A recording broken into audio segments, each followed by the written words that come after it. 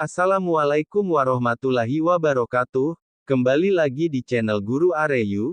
Sebelum ke video jangan lupa untuk subscribe, like, komen, dan share.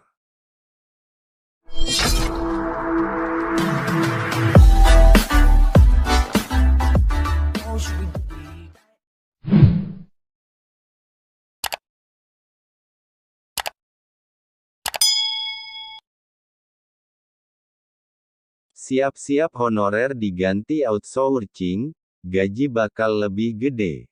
Jakarta. Pemerintah telah sepakat untuk menghapus tenaga honorer di lingkungan pemerintahan mulai 2023 mendatang, sejalan dengan mandat yang tertuang dalam Peraturan Pemerintah PP 49/2018. Harus diakui, bahwa tenaga honorer di Indonesia masih memiliki status yang tidak jelas. Mulai dari penghasilan yang diterima setiap bulan, hingga statusnya yang bukan PNS atau PPPK. Saat ini, tenaga honorer yang teridentifikasi di lingkungan pemerintah pusat maupun daerah misalnya guru dan tenaga administrasi.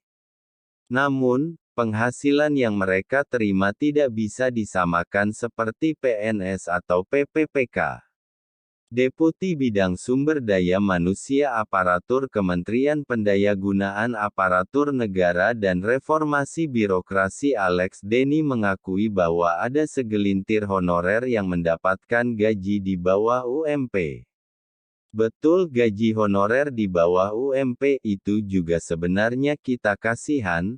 Makanya kita bilang sebaiknya kita pilih mana yang bisa masuk kategori ASN, kualifikasi dan tidak sebaiknya diangkat perusahaan outsource, kata Alex.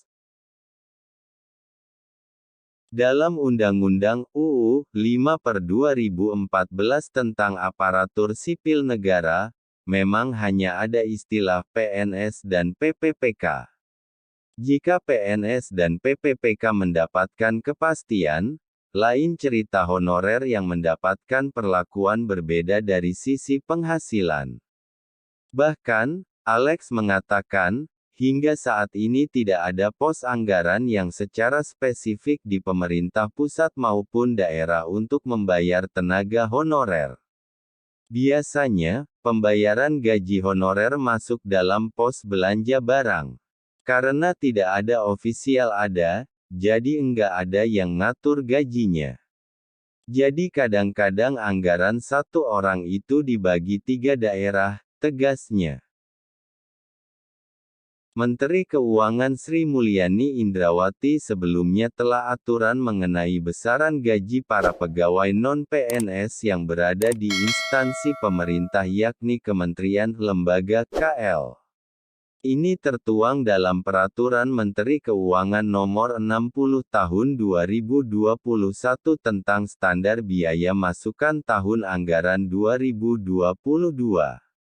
Dalam aturan ini, honorarium atau gaji untuk satpam, pengemudi, OB hingga pramubakti ditetapkan berdasarkan provinsi kementerian, lembaga, KL ia bekerja. Sehingga besaran nilainya berbeda untuk setiap wilayah. Honorarium yang diberikan hanya kepada pegawai non-aparatur sipil negara yang ditunjuk untuk melakukan kegiatan sesuai dengan tugas dan fungsinya sebagai satpam, pengemudi, petugas kebersihan, dan pramubakti, berdasarkan surat keputusan pejabat yang berwenang kontrak kerja, tulis PMK tersebut. Penghasilan satpam dan driver tertinggi ada di wilayah DKI Jakarta, di mana ditetapkan sebesar Rp5.344.000 per bulan.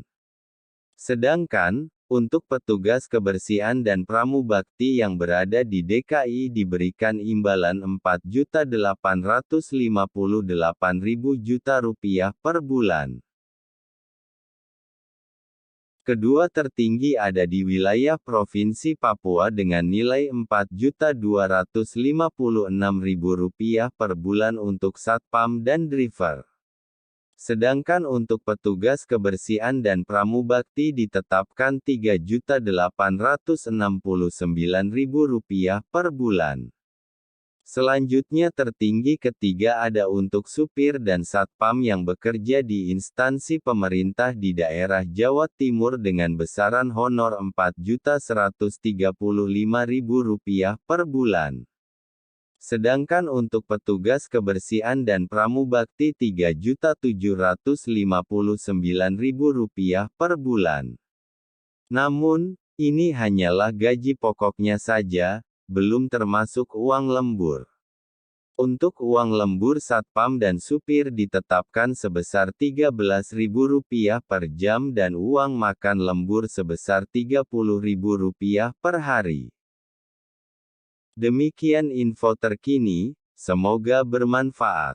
Terima kasih dan wassalamualaikum warahmatullahi wabarakatuh.